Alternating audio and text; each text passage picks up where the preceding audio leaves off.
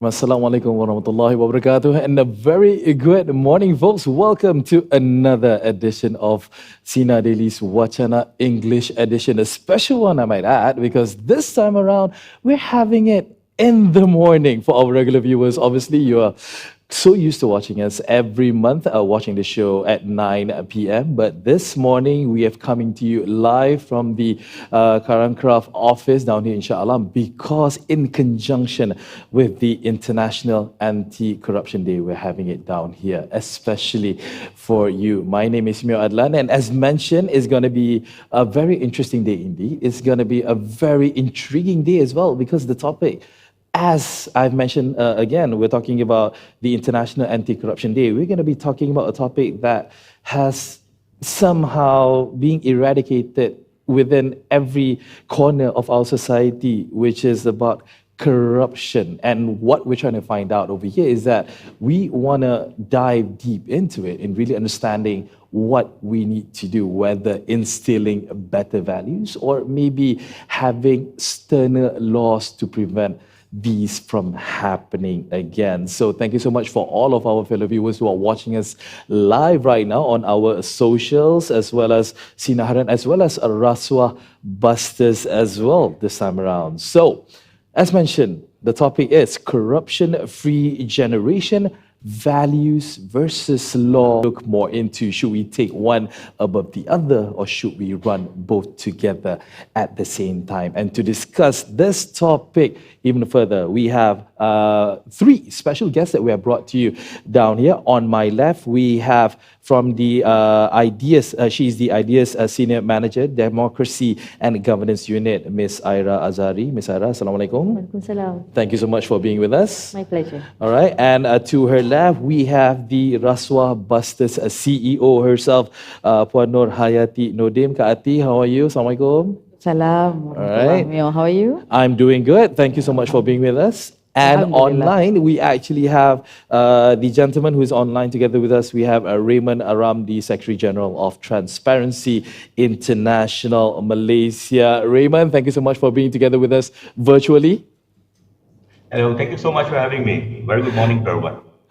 All right. Okay, so cool. We are definitely going to be diving into the whole discussion today, and it is also a bit of an exciting thing as well, because normally when we do this, we're only going to be speaking to the camera, to our fellow viewers who are watching us online. But today, specifically for today, we actually have lots of people down in the studio, our live audience. Thank you so much to our beloved audience for coming down and witnessing this discussion this morning. Do take note that towards the end of our session today, we will be holding a Q&A session. So should you have any questions to our panelists, feel free to ask them at the end of our blog today. This is all for the future of Malaysia, as what we want a better Malaysia moving forward. Right, so let's kick things off. I'm going to be asking all of our panels a very simple question. Let's start with Ms. Ira, first of all. Ira, is it actually adequate when we talk about legal measures to curb corruption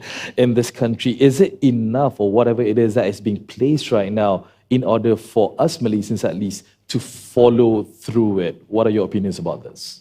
Yeah, I think corruption is an interesting issue where there needs to be, to curb corruption, I think there needs to be both measures that come from the ground up and also from the top down, right? And also I think at the very basic, or at the very heart of corruption, when we're talking about why corruption happens, why is it so pervasive in society, I think we need to look at the issue of incentives. So I think as human beings, we respond to incentives. We don't operate in a vacuum, so we are always interacting with things that are being offered to us, what we offer to others. So I think to have a holistic and effective anti-corruption strategy or framework in a country, we need to keep this incentives issue in mind. So, and I think incentives is something that cuts across all sections of society, whether you are an everyday Malaysian who runs a small business, whether you are a civil servant or someone working in the corporate sector or a politician at the very highest level. We all respond one, to incentives, and we are all, I would say, motivated by things that we have and things that we don't have. Material things. Material things. Yeah, of course. So I think this needs to be kept in mind, because if to have a framework of laws that can tackle this. So I mean, at Ideas we have championed for many important anti-corruption measures. One of them is actually an asset declaration law, right? So as the public, we don't know, or we are not aware of whether people in high public office, the wealth that they have, the money that they have in their bank accounts in Malaysia or overseas or whatever, does that commensurate with the salary that they earn, right? So this is something that we do not have institutionalized in Malaysia, as in many other mature democracies, where as a member of the public,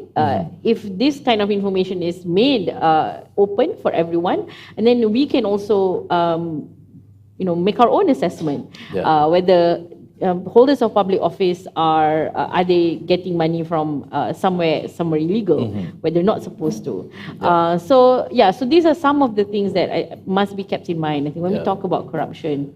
Because when we talk about corruption, because at the end of the day, on how things are being done, if you look at the yesteryears on how businesses, how public offices, as you mentioned, Ira, it has become sort of a culture that has been passed down from generations to generation, and this particular thing, Ati, is just something that should not be condoned, because the fact that it promotes bad habits, it promotes corruption at the end of the day. And do you think our laws are fine-tuned enough to curb all of this, being the Rasuah Busters CEO yourself?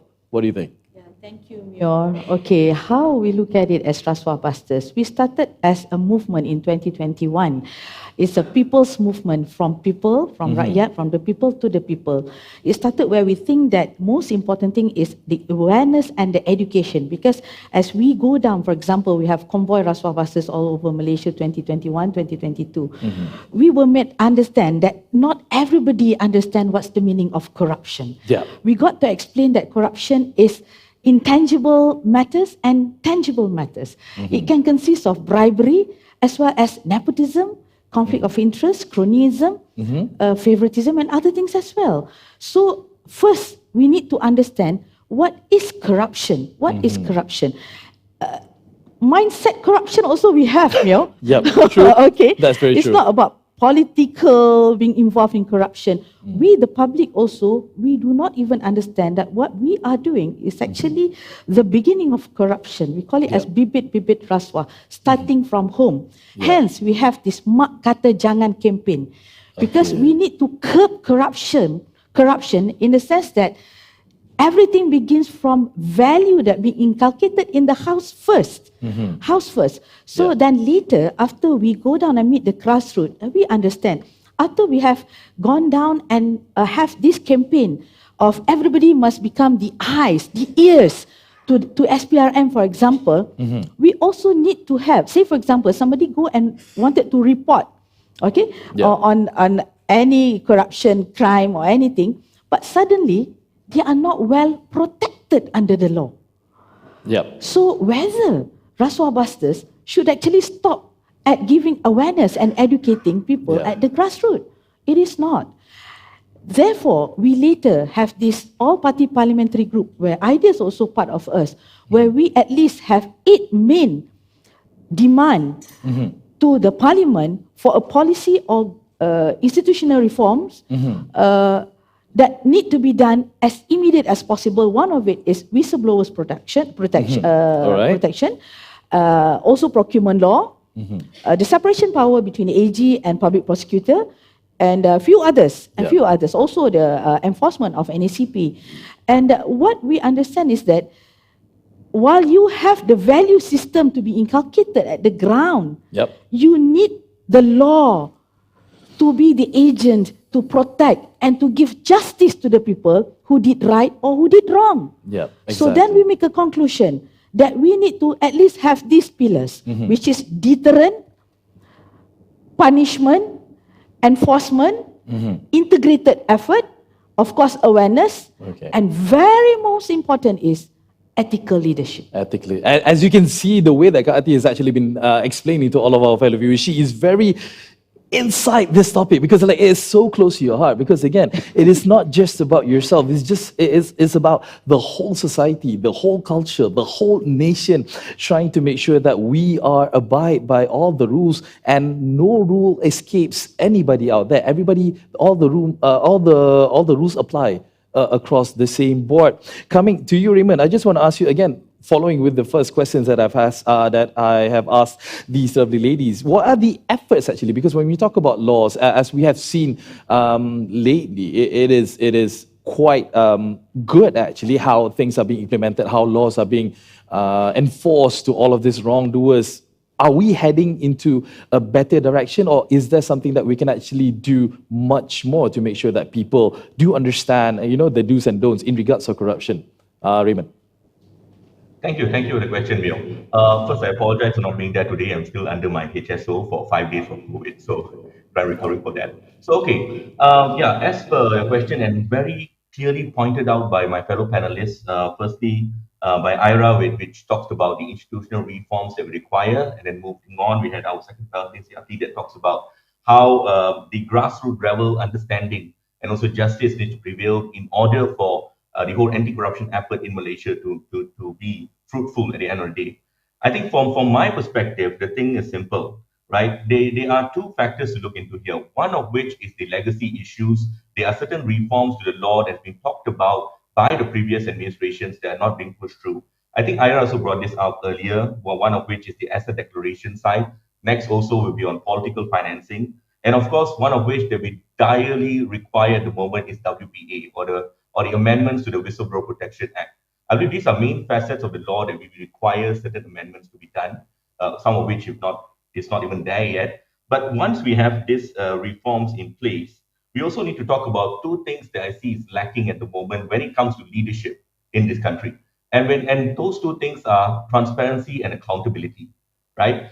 Just to give you an example, if you've seen what had happened in Singapore very recently, where they had an AMLA issue, right, money laundering issue, and you had statesmen in parliament standing up for close to 4 hours, explaining what exactly happened from the beginning of investigation up until they resolved the case at the end, right? Every fact that was required is disclosed to the public, and people know that actions are being taken against wrongdoers, right? So I think that shows a form of transparency, and it shows accountability where they may have made certain mistakes along the way, but they took account of those mistakes, took responsibility of it, and then moved on, right? So I think those are some of the matters that needs to be practiced by leadership in this country, and we need to start walking the walk.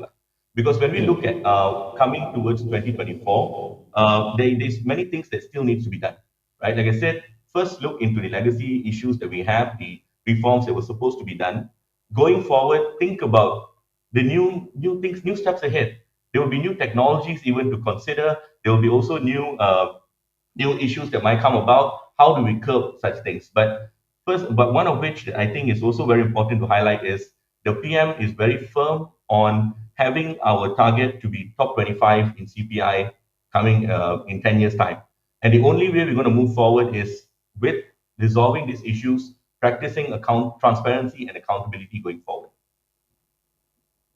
I mean, like you can't say it any better than that, because again, you mentioned honesty, you mentioned transparency, you mentioned also accountability in today's trend, making sure that all of this is being is being implemented, is being taught actually across the whole nation. I'm drawn to you, Ira, because like when we talk about this at the start of the show, I've also mentioned again the importance between values as well as laws. We can't take one above the other. These need to go hand in hand. The thing is, to your opinion, what sort of strategy, what kind of implementation, or should I say ideas that we can actually put out there to make sure that the nation actually, they promote the culture of being being honest, being transparent, being accountable in any shape or form? Yeah, I think again when we talk about corruption, when I spoke earlier about how corruption permeates all levels of society, I do think there are different strategies that we can look at when we try and see how to tackle corruption at every level, right? So what Rasuah Busters, what Kak Yat shared, what Rasuah Busters has been doing, I think, is excellent in terms of tackling the issue really at the grassroots level. Because when I mentioned incentives, the incentives for people at the grassroots level and for very powerful politicians are different. Right, and also when we look at people on the ground at the grassroots level, a lot of corruption issues or a lot of issues that we would call as a favoritism or cronyism or conflict of interest is actually also related to poverty, say, right? And a lot of people actually, we cannot deny that a lot of Malaysians actually need money, need food on their table, a roof over their heads, and what are they willing to sacrifice to get that, right? So that is on one hand. On the other hand, when you look at very powerful individuals, high-powered politicians, people in the corporate sector, for example, they have, I think, come to a level where they know that if they commit a wrongdoing, corruption or other crimes, they can get away with it, right? So this is, I think, very dangerous when people in high office know that if they do something, nothing is going to happen to them. Everything will be fine. No one is going to find out. So I think this is where the mechanisms of check and balance, transparency and accountability comes in. And this is where ideas and also our friends in Rasuah Busters also work together to tackle, right? So this is where we need, as we mentioned, the asset declaration law and things like the Political Financing Act, which we don't have, right? So we don't know where our politicians get money from. They can raise money, any amount from anywhere, and it's not covered or regulated by a law. So I think the slew of corruption cases that has gone through the courts recently that involve very high-powered politicians is good for accountability and rule of law, but also it sends a message to other powerful people, to other people in society that, oh, actually, if I do something, I can't always get away with it. So there are laws in this country, even though we need more. It's not enough, but there are already laws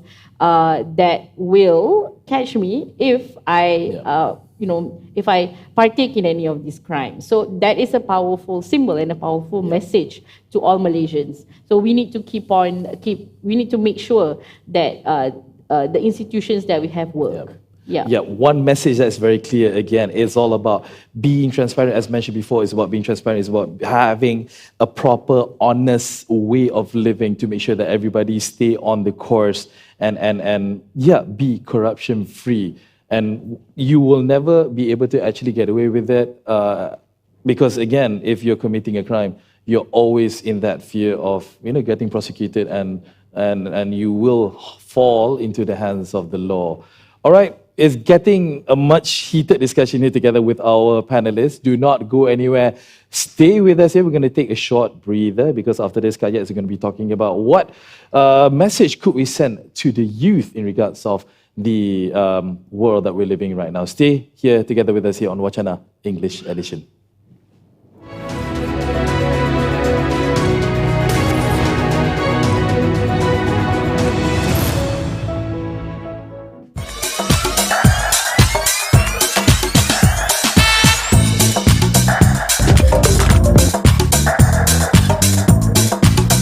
Currently, I am at a 3-part session. Addelan. I can't even remember it.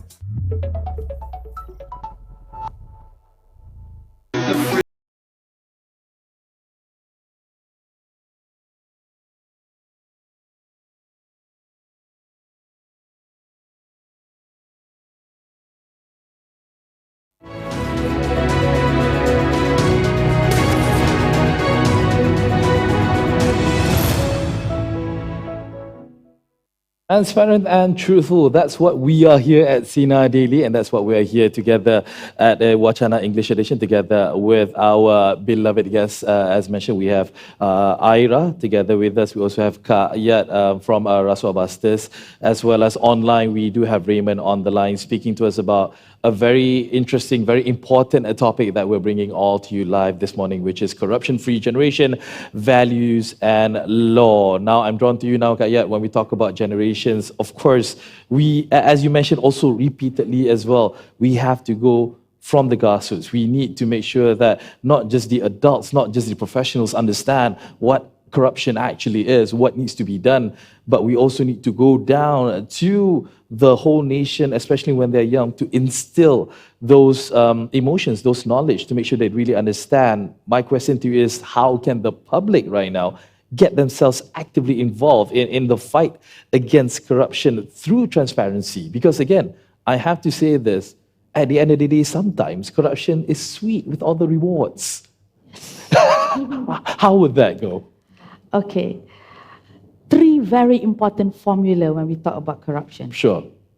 Execute, execute, Okay. execute. All right, it's the same thing, but mentioned 3 times. Okay. Okay, all right. Because when we're talking about like integrity, which can protect us from being corrupted, Yeah. it's all about integrating your talk and Okay. your walk. All right. As simple as that. And involving the corruption, developing a corruption-free generation, we have at least another 6 formula, which is, I hope the youth here with us today can actually concentrate and make sure that this happen. To ease everything that we are having, we are facing, the problem, everything today. Number 1 is collaboration. You can't do everything alone. By yourself, no. By yourself cannot. Even Rasuah Bastis with 540 coalition of the willing among government, non-government sectors, private sectors, corporate sectors, we just can't do it all alone. We need to have TI, we have IRA, those who are familiar and expert in policy making process. Number 2 is actually coordination. You can have a great collaboration, but if you do not coordinate, you can have MACC is doing one thing, IIM is doing another thing, Right. the government is doing another thing, the police department is doing another thing. So coordination is very, very important because we don't want to work in silo anymore. Right. And then we need to connect the dots. I think everybody has been doing the best in their own capacity, but we really need to connect the dots, of All course. And very, very important also not to forget the capacity building. The issue we have probably in this public service sectors is competency. And how can we build capacity? This is what when I said about capacity building. We need to build capacity within our own circle. Be competent is very important with what we do. Sure. Whether you are an NGO, you're a government servant, or whoever, even you're a student, you're a parent yourself also. You're a leader within your own circle. So be competent Yeah. with who you are. You are always better than what you think you are. Yeah, of course. I mean, nobody else could actually be a better person except for yourself. Yes. And instilling all of those greater traits and what you mentioned as well. Being competent is actually very, very key. very important. Very, very key. All right, Raymond, coming to you because again, well, when we talk about the youth over here, we want to create a corruption-free generation. And in what ways do you think, Raymond, is that the young people can be effectively engaged in anti-corruption initiatives and leadership roles, setting up benchmark? Because again, the opportunities are always there. But what else, or should I say, what other incentives I might ask, to make sure that the younger generations do stay in line and be corruption-free? Your opinion, Raymond? Yeah, thank you for the question. Now, looking at the field that I'm in as well, because I'm in financial forensics, right? It's not as exciting as it sounds, but then again, we need to create incentives in the sense of, as was mentioned just now, on capacity building, right? Making sure that the programs related to anti-corruption, related to integrity building, is incentivized. I mean, it's given, such programs are being put in place, and opportunities are given to a younger generation for them to join and to have it. To make them understand the importance of it going forward and why would they need to get engaged in such programs, how they will be a demand nature. And it's just more about, for me, besides collective action, which is definitely very important, it's keeping the conversations going, right? Getting the youth to understand the dangers of corruption in the long term. Because if you talk to youth today, as was mentioned just now, it might look a bit sexy to get involved with corruption, or it might look beneficial for you to get something through an incentive. But then again, we need to for them to understand the long-term impact of this.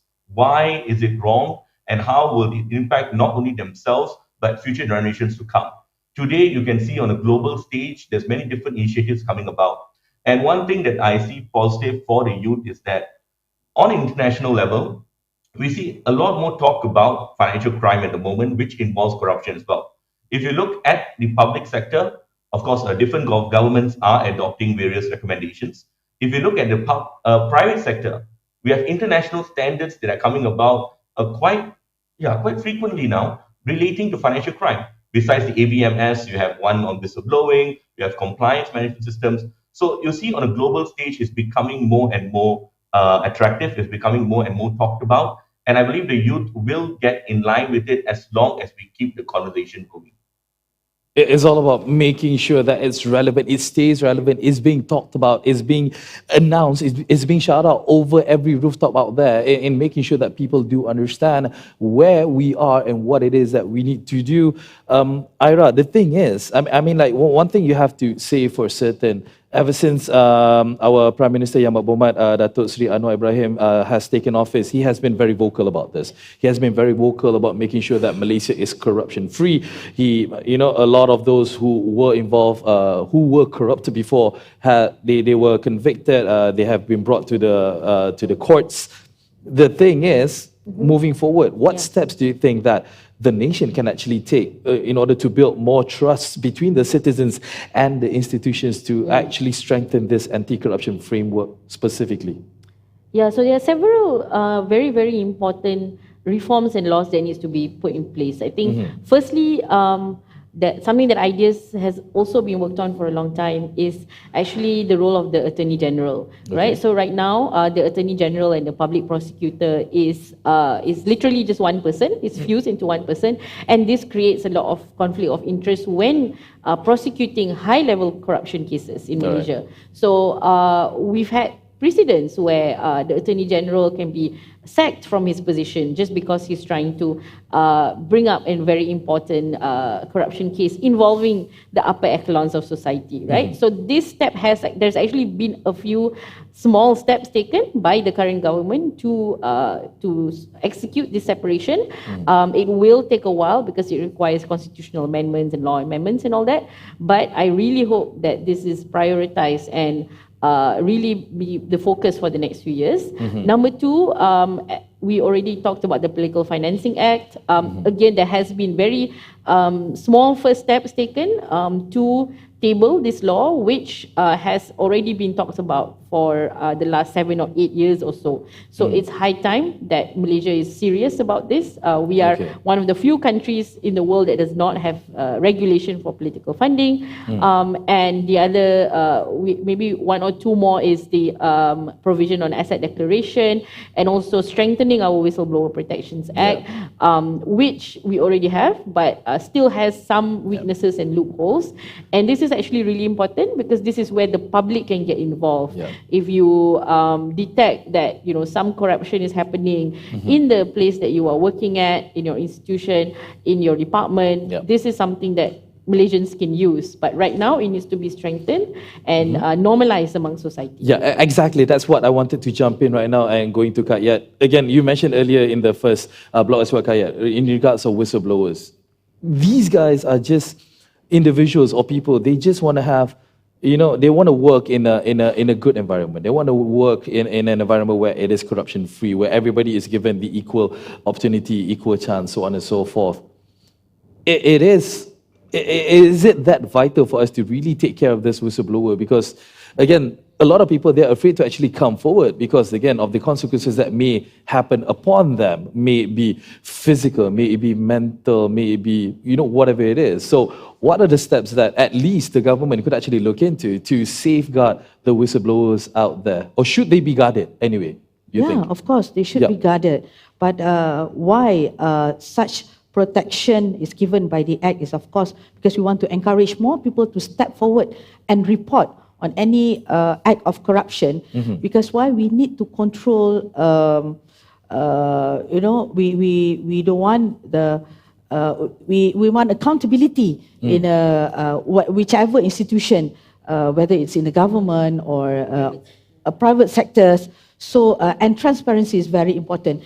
It's on the company accountability or government accountability. We have so many cases where actually the money flows everywhere. Money flows everywhere and it can't be controlled. And everybody knows about it, but they can't do anything about it.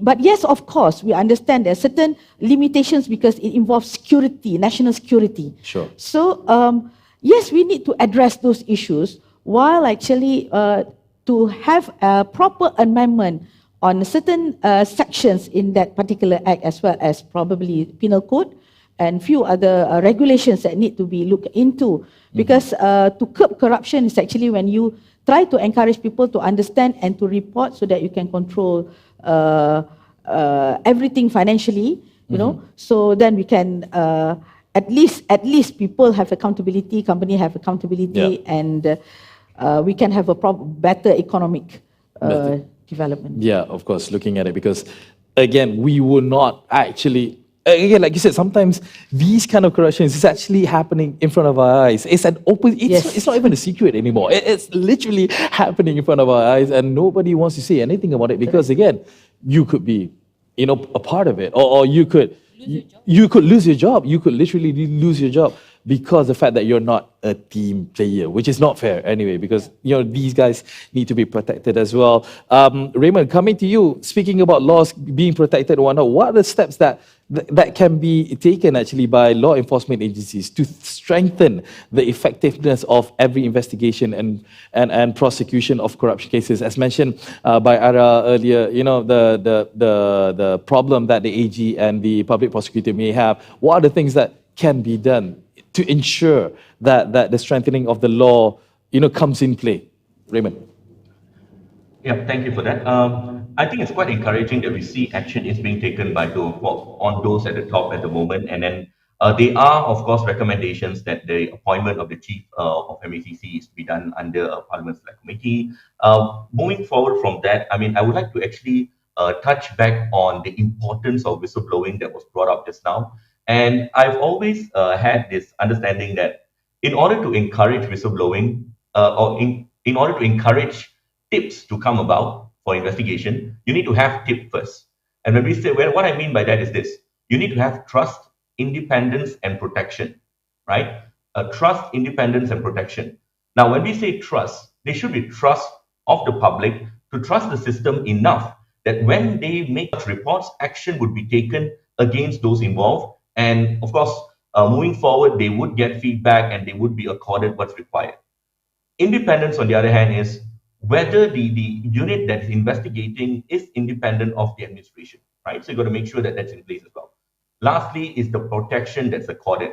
As I mentioned just now, it also was highlighted by Ira as well, that amendments is required to our Whistleblower Protection Act in order to ensure that protection can be given and the right agencies are there to take in those reports. So if you ask me, going forward, it's encouraging to see that the law enforcement is taking action for those at the top. There's also many different cases that's coming about, not only with the public sector, private sector, now even charities that we can see having elements of money laundering, elements of corruption and whatnot that's being investigated. So that's quite positive, but we need to keep the momentum going. And it's only when we keep the momentum going can we achieve the target set by our Prime Minister now.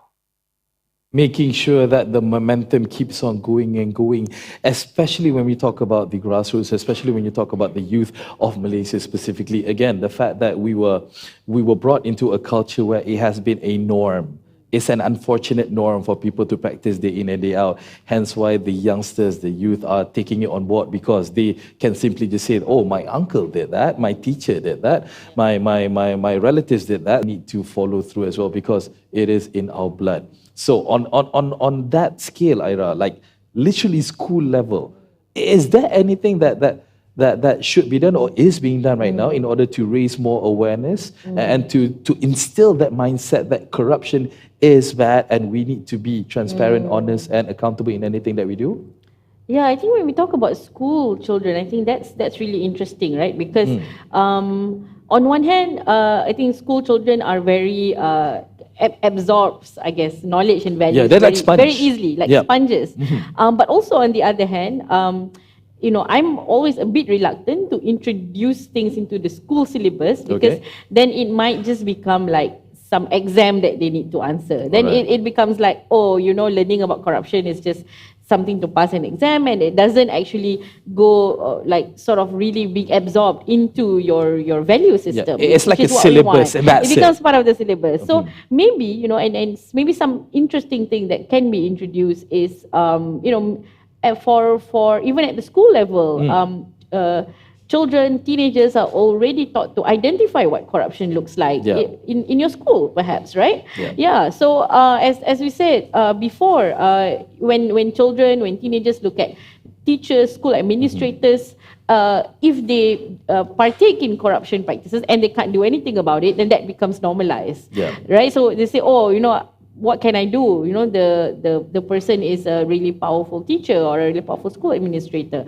So, perhaps there needs to be some kind of education where school children are being taught to identify what corruption looks like in your everyday life, in your surroundings, and there is a mechanism to address that within the school system, within the education infrastructure in general. So maybe that is something that is interesting and can be introduced. And Kaya, do you concur with what Iraz mentioned? Yes, definitely. Of course. So of course, because one of our market segment are school children, and we understand and we believe that educating the people or education itself, inculcating the values is not only through formal education. It could be non-formal, it could be informal. So we do have KIAR, this anti-corruption syllabus or subject at the university level. But in primary school, secondary school, we don't actually have a proper topic. Last time we do have like tata rakyat or moral subject. We can always include values which can actually deter corruption from the very beginning by, teaching the children good values like what I mentioned earlier on mak kata jangan. So we Rasuah Busters also, we believe that it's not necessarily it has to be included in the syllabus. But what we do is, for example, we have doodles. We have murals. We have like something a bit more expressive, easier for someone to consume. And at present, we are having problem with people or children expressing their views. So we have doodles, for examples, and these doodles explain a very simple photo of a giant creature. And how they explain, for example, Cik Meor, is this giant creature is corruption who will eat your country. So if you go to primary school, the language will be like that. But most importantly, for fighting corruption, there's certain art that we need to explore. So educating does not really mean on having like talk session, dialogue sessions, exams. It's all about you practicing it, the walk. You have to walk the walk, talk the talk.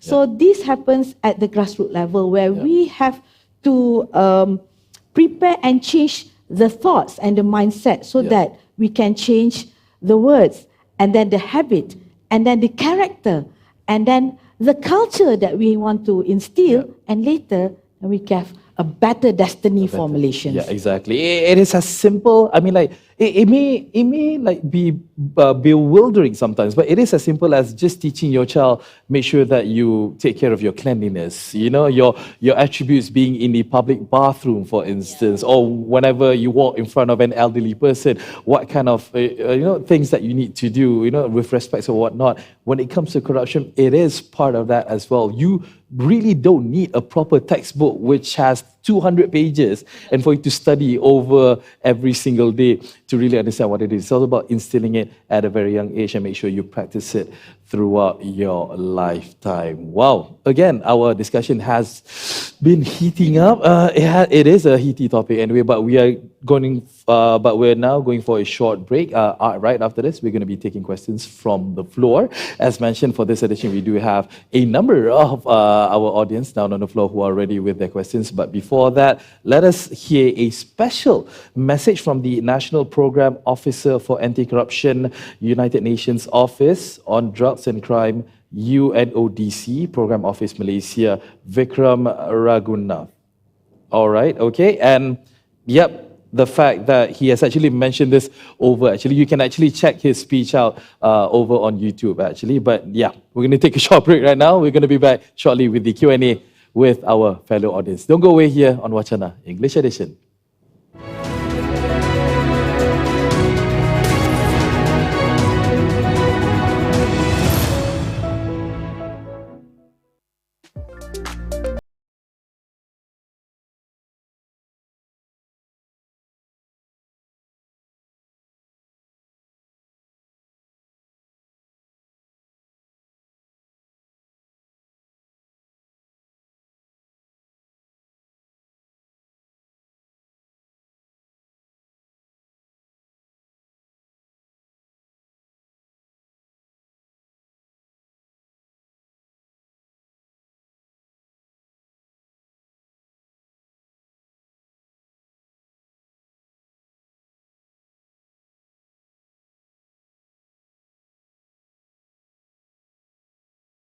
All right, we're back.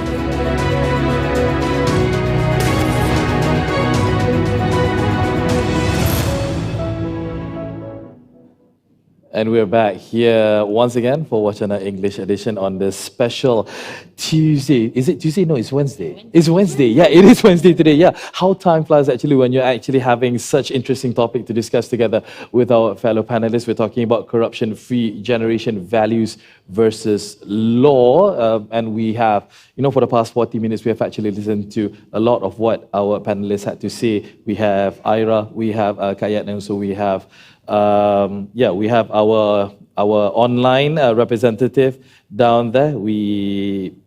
Raymond, sorry. Yep. But now we are opening the questions to the floor, which, as mentioned, for this particular episode, we do have a number of fellow live member audience to actually, communicate, to engage with us. So we do want to open it up to the floor for our first question. Yep, please share with us what's your question. Okay, hi. I just want to ask, we just saw the cabinet reshuffle yesterday. So after 1 year in power, so they have been heavily criticized for lack of urgency for reform. So what would be the best move for Anwar and the Madani government to do kicking into next year? Okay, all right. It may be in line with the topic because again, as what we have already established on the show is that Yang Berhormat Perdana Menteri, Prime Minister, he has been very, very vocal when it comes to, making sure that we are corruption-free, the nation is corruption-free moving forward, and the changes of the cabinet may be in line with that as well. Ira, any comments to the question? Yeah, so actually, the current government, has actually kicked off some important institutional reforms. When we talk about separating the role of the Attorney General and the Public Prosecutor, so ideas is actually, we've had one meeting with the Parliamentary Special Select Committee that's in charge of this, which is Human Rights, Elections and Institutional Reforms. And we presented our proposals, we heard the responses from the MPs, and we are hoping to follow up on this. Same with the Political Financing Act as well. We've had one meeting with the same Parliamentary Select Committee, and this is something that we hope to continue. With regards to the cabinet reshuffle, I mean, the minister that actually is in charge of many of these reforms is actually Datuk Sri Azalina, who is the Minister for Law and Institutional Reforms. She hasn't been reshuffled, which is a good thing, I think, because she has kick-started these things, and I hope to see them continue next year and beyond and when the government finishes them. Yeah, definitely something good, Kaya. When we talk about this again, Datuk Sri Azalina is still in her position to continue this rather than passing the portfolio to another person and starting the process all over again. Definitely good news, you think? Yes, of course. And in fact, Datuk Sri Azadina have been giving a full cooperation by actually involving us, the civil societies, in few of their occasions in Parliament. And we had been invited, Ira, to sit together with Parliament Select Committee last month when during Parliament sitting, discussing on political finance as well as AG separation of power between AG and also public prosecutor. And we are also being given the chance to discuss with members of parliament cross-party on all these reforms that we need to do. Of course, even though we hope soon as possible, but we want it to be as effective as possible. All right, lovely. All right, cool. Can we have the next question? Let's give those to Raymond. Yes, question please. Okay, hi. Bismillahirrahmanirrahim. Assalamualaikum. My name is Muhammad Zulaiman bin Zulkifli. I am the president from the National Union of Malaysian Muslim Students, PKPIM. So I have one question only. So we always talk about the government and corruption, but many don't realize that the people are participating in the process from maybe from the corporate world or from the youth organization. So the question is, how can we make the people realize for this issue? Thank you. All right, thank you so much. Yeah, I think that question is catered for Raymond about that. Raymond, how can people make that realization that this issue is still, in around and still amongst us, and how we can, help to make that realization? Can I have the question again? Okay, the question is how, with the association with the government, with the mix of the private institutions as well, corruption is still around, and how important it is, or how we are actually able to actually raise this issue even more, making it the highlight to make sure that a lot of people are aware of this and wanting to make a change for a better situation. Raymond. I think, thank you, Meor. I think the issue here is that we don't see the long-term consequences of corruption per se. We don't see the long-term consequences of such arrangements being done. So it's best to highlight what can happen going forward if we do not curb certain issues. Legal reforms is one thing, but besides carrying out legal reforms, we also need to have those at the top walking the walk, right? Because like I said before, a lot of talk has been done on where we are going towards, but how are we going to get there? That's more important, right? As was mentioned by the other panelists earlier, the doors are open today. Yes, we do have more receptive ministers, more receptive lawmakers who are listening to us, but we need those reforms done first, right? We need those reforms to move as we go forward. If it does not move, the perception of the public will remain the same. We won't have our target for CPI to come up. We won't have the encouragement or the trust being developed from all parties, either it's from the grassroots individuals or from the other institutions, private sector, or even the civil servants themselves. So you've got to make sure that the administration walks the walk, and the reforms that have been planned out much earlier is carried out, and we look forward towards what's coming. I think that's most important. About walking the walk, talking the talk, and not just leaving it on the porch somewhere for it to be passed down to the next generation or to the next person. It's about literally taking in your stride and wanting to make a difference and wanting to, enact that difference moving forward to be a better person, to become a better Malaysia. Right, we got the next question on the mic. Yes, please. Hi, good morning. My name is Sangeeta and I'm from C4 Center. As previously mentioned by the panel, incentives tend to look a little differently depending on which end of the role you're in. So my question is a two-part question. In your opinion, to what extent do you think incentives are able to ensure accountability, and what do you suggest as an alternative in the case where incentives might fail to meet their objectives? Thank you. All right, Kak Yat, somehow, you want to pass it to Aira first? Okay, Aira?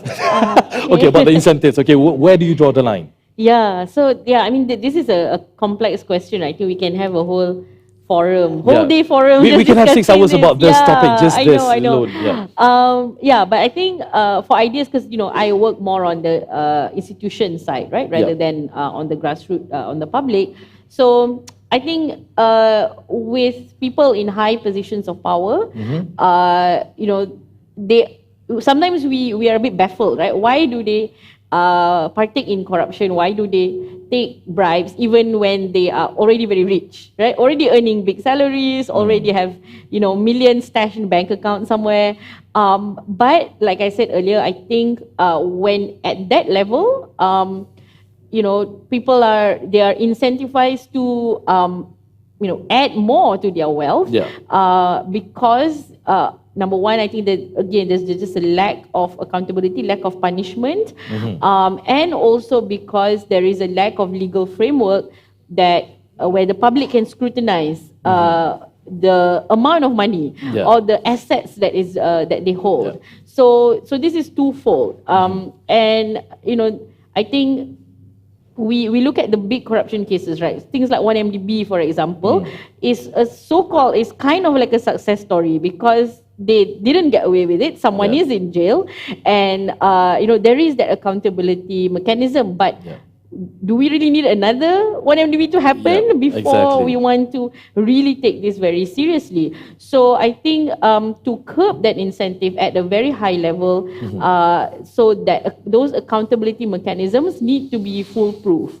And this is what civil society is trying to do, trying to improve the laws that already exist and try to introduce new laws that we need to ensure that the punishment side, the accountability side, also is there and is intact. And maybe I just touch on one more thing, which is I think that there in Malaysia, I think there is also another culture which can be quite negative as well, which is I think there is a perception that people in power, politicians, need to be rich or have a lot of money. So when we have this perception, then again we normalize it. We're like, oh, of course he has like 10 sports cars and like, you know, 6 mansions because, he's a politician. Politicians are rich, right? So I think this is problematic, okay? We need to look at people in power, politicians, public officers as people who work for us, who have a public duty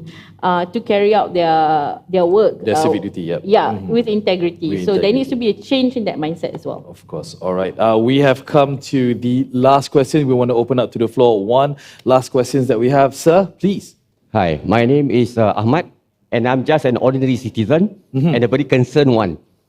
There was a statement by the Sultan of Johor the last few days with regards to,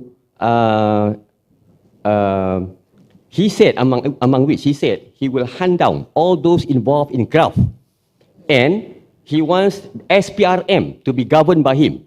What do you guys think of this statement, and how does it affect our life in the near future? Thank you. All right. Thank you, sir. Wow, that's actually a very heavy there. So, Kak Yat, again, being Rasuah Buster CEO, the floor is yours. What do you think about that statement given by the Sultan of Johor? Okay. Then maybe I can combine to answer both okay. answers. Last question, sir. Thank you. Mr. Raymond has mentioned about trust, independence and enforcement. Now, that judiciary independence is very important in order to combat corruptions. Now, the separation of powers between AG and the public prosecutor is something like a dilly-dally game. It's going on with no clear-cut line. That is one, okay? And the next question is for Norayati. She was telling our CEO of Rasuah Buster, she's telling about, Ma kata jangan, is okay. But the Kaum Hawa has to play their role. Because of that, if they don't guide properly, the husband make the mistakes. They become more greedy, this and that. Okay. So they have to play this role. So the ethical leadership should start at home. And then any of our family members take the bribe, the family himself must send them to jail. All right. Thank you, sir. Thank you. Wow. All right. Wow. Okay. All right. So, which question would you like to take? I actually hear a three-parter over there. Maybe we can go to Raymond first. Maybe Raymond, you want to talk about the statement that the Sultan actually gave out? Do you have any comments about that? About him wanting to become the head of MACC moving forward? What do you have to say about that, Raymond?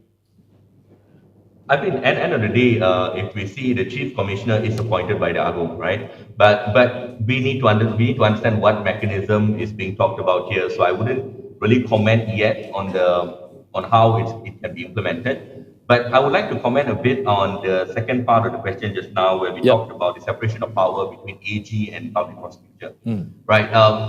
At the moment, we all are in agreement that we should have a separate office for both, and we also see the government being receptive to it. So efforts are being put in place in order to draft the proper terms of references, the proper resource allocations, and whatever not, in order for us to have this put through.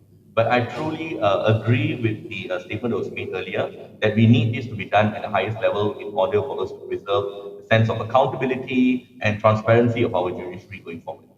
All right, thanks, Raymond. And Kak Yat, anything to add on that? Okay, so actually for Rasuah Busters, we welcome collaboration, I can say, and support from the rulers to this anti-corruption cause. That's very important. But at the same time, we are all subject to the federal constitution, rules and regulations in the country. And of course, we want everybody to be on board, okay, on this fighting corruption cause. And Mak kata jangan just now, Mr. Perumal, of course, is not the role of a mother alone. The symbolic is, of course, mother at home, because the children should obey the mom. Now, all of us might not know who the father is, but they all have mothers, definitely. So whether our mother are still here or not, so at least we understand that our mother do not want us to indulge in any kind of wrongdoings, not only corruption. So these are all concerted effort. Concerted effort. So we need to do this together.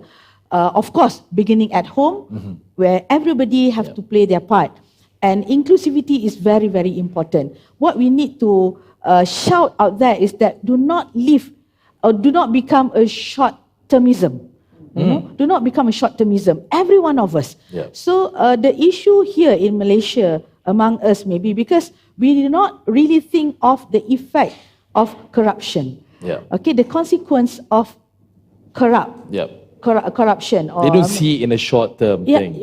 Everybody's living in presentism, you know. So corruption is something is not going to affect you in a very, short period of time. It will come back to you. The karma will come back to you in a very long term. You know. So this is what we need to tell the children why we have to stop doing wrong things from the beginning. From the beginning, because at the end of the day, when we talk about households, it's not just the mother who's involved, the father, the grandfather, the grandmother, the brothers and sisters, everyone out there. It's an ecosystem that everybody is a gear basically where it runs together. It needs to work smoothly amongst each other so that everything is being catered to as well as they possibly can. We're running out of time. Oh my God. Again, I honestly thought that we could actually add another hour here, but I do want to give a chance to Ira one more time to just give a brief summary on the topic over here, because again, we've been talking about where do we stand between law and culture, and how do we actually bring them together, which one we need to bring forward. Ira, last words to you. Yeah, I think, it's important for us to keep in mind that to tackle corruption is multifaceted. It starts from the family, but I think as members of society, we need to continue pushing and advocating for institutional reforms to make sure that there's greater trust between us and also the institutions and also the people running the country, so that I think as a whole there can be a better and well-strategized effort to tackle corruption at every single level. Yeah, in every single level. Because at the end of the day, nobody wants to live in a corrupted nation. Nobody wants to live in a corrupted family, let alone a nation for that matter. Hence why everybody needs to pick up their part in order to make sure that people do stay in line, is being instilled from the get-go, from the grassroots, from the family, right up to the schools, to the colleges, to organizations, and to the government. ultimately. Thank you so much to our guests who have been nothing but delightful throughout the whole session over here. We have Ira Azari, the IDEAS Senior Manager, Democracy and Governance Unit. We have Kayat Nur Hayati Nordin, the Rasuah Buster CEO and online. We have Raymond Ram, Transparency International Malaysia Secretary General. Thank you so much to all three of you for joining us on today's show. Yep, that has been it, ladies and gents, fellow viewers. Again, very, very encouraging and very, very, very good talk, I have to say, in regards of this. Again, it's all about wanting to live in a corruption-free world. Everybody wants to get in front of their lives, making sure that they get the best in whatever it is that they can. As long as you do it proper, as long as you do it well, everything should be okay, inshallah. Now, before we end on today's episode, as mentioned, this special Wacana English edition episode, I would now like to invite to the stage our beloved chairman, Yang Berbahagia Datuk Husamuddin Yaakob, to come out to the stage to officially launch the anti-corruption festivities, which is taking place today and tomorrow here at the Karangcraft headquarters down, inshallah. Ladies and gents, give Datuk a big round of applause. Datuk, please. Silakan. Ya, please, Datuk.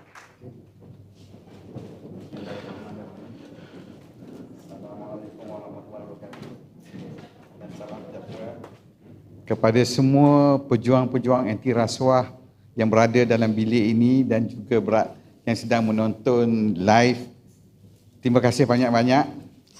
Hari anti rasuah antarabangsa adalah hari di mana kita rakyat harus take charge. Walaupun kita dapat banyak flash yang terbaru dari bakal yang di-Pertuan Agong kita yang baru, yang berjanji akan memburu perasuah. Ini satu berita baik, tapi kita pun tahu sebagai pemerintah, mereka juga mempunyai halangan-halangan undang-undang. Dan walaupun kita diberi jaminan oleh kerajaan yang akan menyerang ataupun membenteras rasuah secara terang-terang, mereka juga terikat dengan prosedur dan proses yang panjang. Jadi, masalah rasuah di Malaysia ini teramat parah. Dan kita tengok, dan dalam statement PM di akhbar Star ini hari, dia kata kita harus bersiap untuk menghadapi satu keadaan ekonomi yang lebih teruk tahun depan. Itu front page Star. Jadi yang akan jadi sulit adalah kita rakyat-rakyat. Jadi sekarang saya kira di hari anti rasuah antarabangsa ini, kita sebagai rakyat harus take charge di mana kita mesti menambah aktivizam kita untuk menentang rasuah. Kerana rasuah ini adalah sebuah penyakit yang bermula dari kecil, yang harus dibendung dari kecil, dan vaksinnya masih adalah nilai moral karakter bangsa kita. Value system kita yang akan menentukan bagaimana kita boleh menolak yang baik dengan yang buruk. Jadi maknanya responsibility untuk menghapuskan rasuah adalah ada pada kita. Bagaimana kita selamatkan diri kita, menghalang diri kita dari menerima atau memberi rasuah. Bagaimana kita menghalang diri kita membawa hasil rasuah atau memperolehi apa-apa jawatan atau pangkat atau bisnes atau projek melalui rasuah untuk diberi makan kepada keluarga kita, adalah pada kita.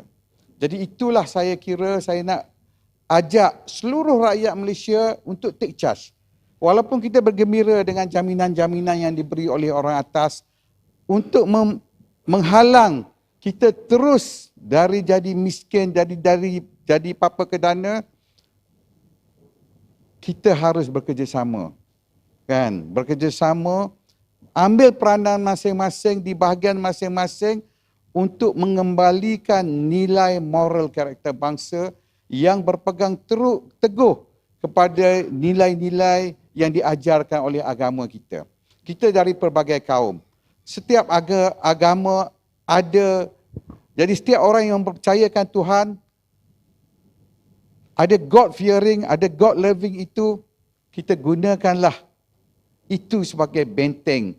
Kerana yang menentukan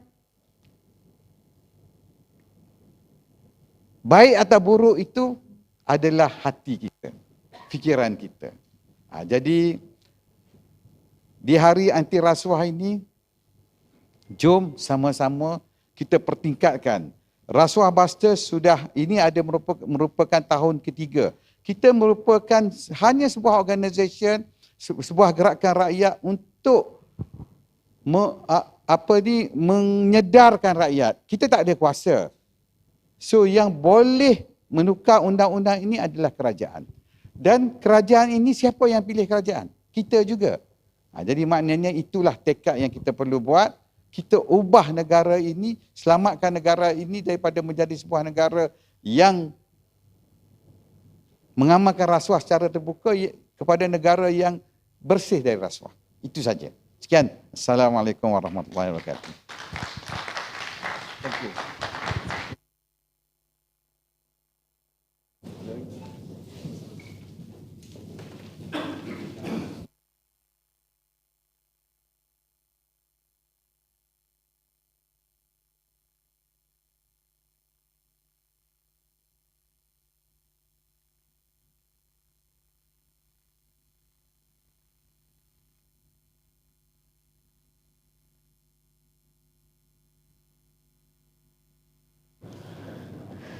Aira dengan. Okey. Assalamualaikum warahmatullahi taala wabarakatuh.